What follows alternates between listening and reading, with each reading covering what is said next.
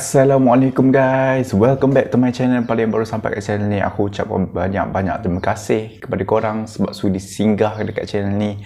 And pada yang baru tu, jangan lupa tekan subscribe button dekat bawah tu and turn on notification bell untuk mendapatkan notifikasi terawal daripada aku, supaya aku, bila aku upload video, korang dapat notification terawal and korang boleh tengok awal-awal video. Okay, so hari ni aku nak sambung lagi cerita yang pasal kisah seram Gunung Jerai yang sebelum ni aku cerita tu.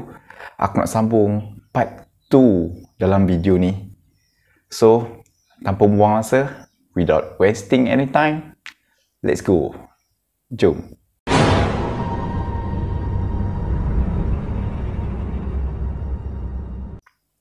Okay, sebelum ni aku ada ceritakan pasal 3 orang sahabat ni yang pergi ke Gunung Jerai untuk surprisekan kawan dia. Untuk surprisekan kawan dia, dia orang punya birthday. Kawan dia punya birthday lah. Dia orang nak surprisekan. Kira macam holiday jugalah dalam masa yang sama. Tapi ada satu kejadian yang dia orang sendiri tak jangka akan jadi pada hari tu. So, waktu tu, ni sambungan dia. Waktu tu, kita orang dah bawa dah si Hana ni turun. Kita orang dah bawa dah Hana ni turun sampai dekat rumah pakar tu. So kita orang pun bila cari susah tau. Sebab waktu tu waktu malam memang tahap penglihatan kita orang ni memang terhad. So dengan lampu jalan tak ada apa semua, so memang susah lah nak cari rumah ustaz ni kat mana. Aku pun macam mana rumah ustaz ni, daripada tadi aku pusing tak dapat cari kan. Tapi lepas 20-30 minit dah pusing dapat juga cari rumah ustaz ni yang seperti yang dikatakan oleh pengurus homestay tu. Dia kata kat sini ada rumah pakar ustaz ni, korang try lah pergi. Tapi korang tak payahlah nak check out sebab nak pergi kejap je kan. So kita orang pun turun lah. Lepas dah sampai dekat rumah ustaz tu, yang si Hana ni masih lagi meracau dalam kereta tu, menjerit sana menjerit sini. Memang kita orang situasi tak terkawal lah masa tu. So bila dah sampai kat rumah ustaz ni, aku macam gelabah lah. Turun daripada kereta, bagi salam. Aku ketuk pintu. Assalamualaikum. Assalamualaikum ustaz. Assalamualaikum. Lepas beberapa kali aku bagi salam dekat depan pagar rumah ustaz tu, aku dapat nampak lah dia punya bayang daripada rumah tu buka pintu. So bila dia buka pintu, yang ustaz ni tanya, apa ni? Kenapa datang malam-malam ni? Lepas tu aku macam ustaz, sebenarnya kawan kita orang ni kena rasuk ustaz. So ada orang pengurus homestay kita orang cakap, ustaz boleh rawatkan orang ni, macam ubat-ubat ke orang ni. So ustaz tu pun okey, bawa masuk dalam. Dia pun dah offer bawa masuk dalam. Dia dah bagi keizinan lah untuk aku dan Amin ni bawa Hana tu masuk dalam rumah ustaz tu. So kita orang pun bawa lah Hana tu dengan meracau-racaunya, dengan menggelabahnya. Kita orang pun pegang Hana tu sampailah bawa masuk dalam rumah ustaz tu. So bila dah sampai kat rumah ustaz tu, tiba-tiba bila jejak je kaki dekat dalam rumah ustaz tu, dia senyap, dia pandang sekeliling rumah tu. Lepas tu ustaz tu pun duduklah depan dia. Dia duduk macam bersila lah, duduk depan sini. Lepas tu ustaz tu pun duduk depan dia. Ustaz tu tanya, dari mana kau datang? Kau datang dari mana? Nak cakap ke tak nak ni? Kau boleh cakap tak?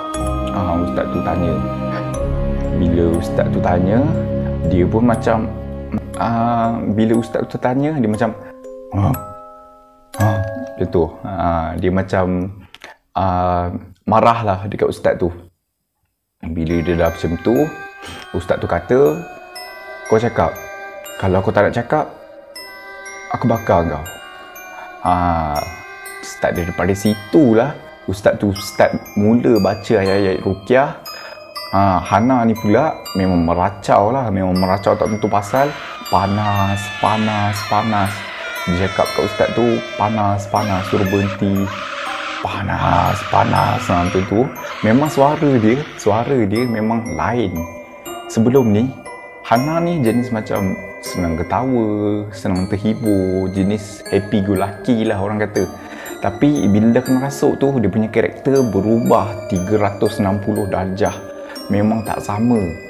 So, kita orang pun memang macam terkejut jugalah, macam mana dia ni boleh jadi macam ni. So, bila dah baca ayat ruqyah tu memang dah beracau, panas sampai kita orang terpaksa pegang dia. Kita orang terpaksa pegang kaki. Seorang pegang kaki, seorang pegang tangan, seorang pegang kepala, seorang pegang badan. Memang tak terkawal lah masa tu. Memang macam-macam nak kena pegang supaya dia tak bergerak. Sebab dia dah meracau, nak pergi mana-mana, nak lari lah, apalah. So memang kita orang terpaksa pegang dia. Bila pegang tu, bila ustaz tu dah baca ayat ruqyah tu, sampailah satu masa tu, ustaz tu tengah baca ayat ruqyah ni, tengah baca Allahu la ilaha illa huwal hayyul qayyum. Tengah baca tu, sampai satu masa tu, ustaz tu suruh salah seorang daripada kami ni ambil air kosong dekat dapur. Ni tengah baca ni, tengah pegang-pegang ni, tengah pegang supaya dia tak lari ni. Ustaz tu, ambil air, cepat, ambil air kat dapur tu, ambil air kosong, bawa kat depan sini, cepat. Dia suruh bawa. So aku pun tak buang masa, aku dengan gelabahnya aku lari pergi dapur, ambil cawan, ambil secawan air tu, aku pun bagilah kat ustaz tu. So bila ustaz tu dah dapat air tu, dia baca, dia tiup dekat air tu, dia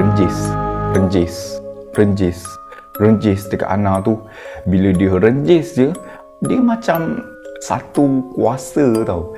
Bila dia renjis je, Hana turun macam menggelabah, macam meracau. Memang dia punya meracau tu another level punya kena rasuk. Bila dia renjis tu macam, yelah, air tu dah dibacakan dengan ayat-ayat suci Al-Quran. So bila dia dah bacakan air tu, dia dah renjis, umpama macam air tu ada kuasa lah macam tu. Bila dia renjis je, memang Hana tu meracau habis ni.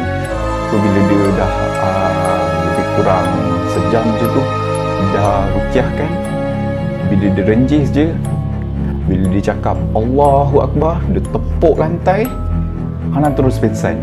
Dia pada meracau, pingsan. So bila dia dah pingsan tu, ustaz tu pun stop. Ustaz tu berkata, kamu ni pergi mana sebenarnya? Dia tanya aku dengan si Amin ni. So aku pun jawab lah, kami pergi Gunung Jerai ustaz. Kononnya macam nak holiday lah kat situ, tapi tak tahu pula boleh jadi macam ni kan. Kita orang pun dah aku dah gosok-gosok dahi dah, aku dah pening dah masa tu. So ustaz ni pun cakap, homestay ni sebelum tu ada orang duduk tak? Dia tanya. So aku mana dah tahu kan, aku tak tahu homestay tu ada orang duduk ke, ada orang tempah ke sebelum ni. Sebab aku masuk memang kosong lah. Selalunya kita masuk hotel ke, masuk homestay ke, memang kosong kan. So aku cakap lah, tak ada ustaz, kita orang masuk memang dah kosong. So ustaz ni pun cakap, kalau dah kosong, kenapa korang tak baca dulu sebelum korang masuk? Memanglah ada benda. Selalunya bila rumah yang lama tak berpenghuni, tak ada orang duduk, memang ada orang selain manusia, ada makhluk selain manusia yang duduk dalam rumah tu.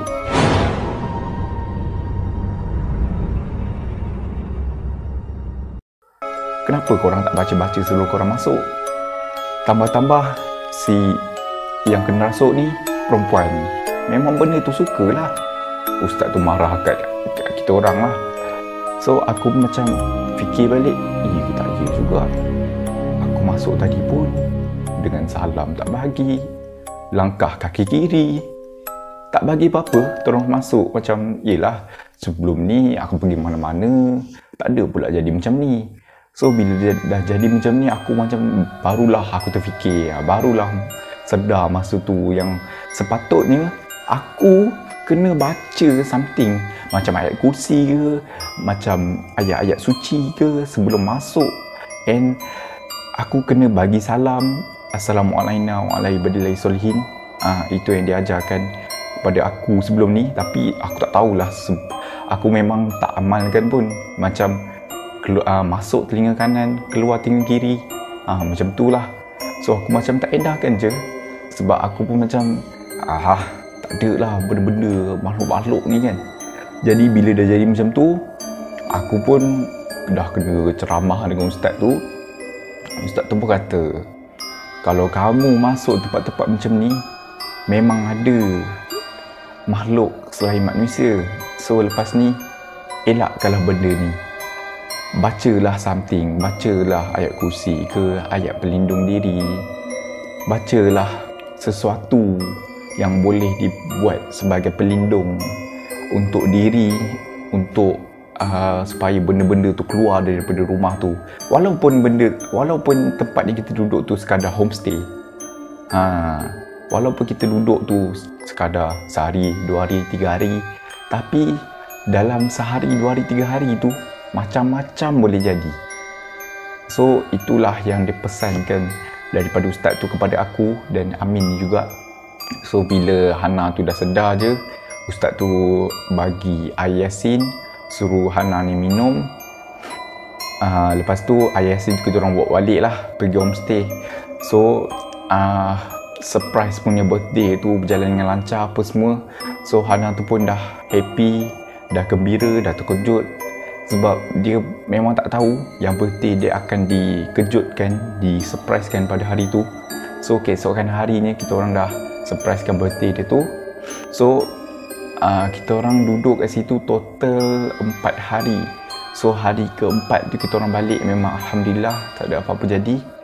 So itulah cerita aku yang sedikit sebanyak menjadi macam pengajaran lah dalam hidup aku ni. Sebelum nak masuk mana-mana, baca dulu sesuatu, ayat kursi ke, ayat-ayat suci Al-Quran ke, apa-apalah yang boleh dibuat, yang boleh dijadikan pelindung kepada kita. Sebab kita tak tahu, makhluk ni kita tak boleh nampak dengan mata kasar, melainkan ada orang yang ada sixth sense apa semua tu, itu lain cerita lah. Tapi aku memang tak baca apa-apa masa tu. Aku terus masuk dengan bergelak ketawa, tak ingat dunia punya. So aku rasa memang mengundang benda yang tak sepatutnya kita orang undang.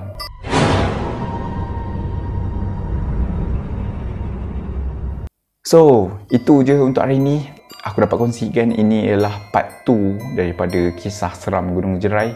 So aku rasa pengajaran yang boleh diambilkan dalam cerita ni, korang sebelum nak masuk mana-mana tu, bacalah dulu sesuatu. Walaupun korang nak duduk hotel ke, duduk homestay ke, duduk rumah sewa ke, walaupun korang duduk tu sekadar sehari, 2 hari, sebulan, 2 bulan, tapi dalam masa sebulan, 2 bulan, sehari, 2 hari tu, macam-macam boleh jadi. Macam-macam kemungkinan yang boleh terjadi, akan jadi.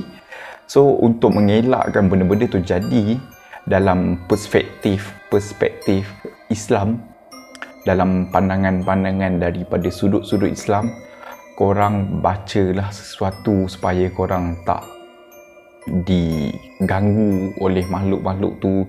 Sebab kadang-kadang ni lah, rumah yang lama tak dipenghuni ni, memang ada makhluk selain manusia yang duduk kat situ. So ambillah pengajaran daripada cerita seram salah seorang subscriber ni. So itu je yang aku dapat kongsikan pada hari ni. So terima kasih pada korang yang sudi setia stay daripada awal video sampai akhir video ni. Aku ucapkan banyak-banyak terima kasih kepada korang. Aku ucapkan banyak-banyak terima kasih kepada korang.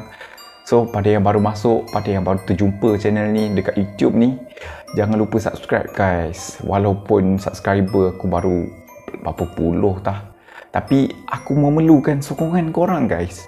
Aku memerlukan support korang, aku memerlukan sokongan korang daripada semua orang lah. Aku perlukan sokongan daripada semua orang supaya subscribe channel ni. Road to 1000 road to 1000 subscriber guys. So jangan lupa subscribe to this channel, turn on notification bell untuk mendapatkan notifikasi terawal daripada aku. Apabila aku upload video, korang dapat tengok awal video aku. So itu saja daripada aku. Bye.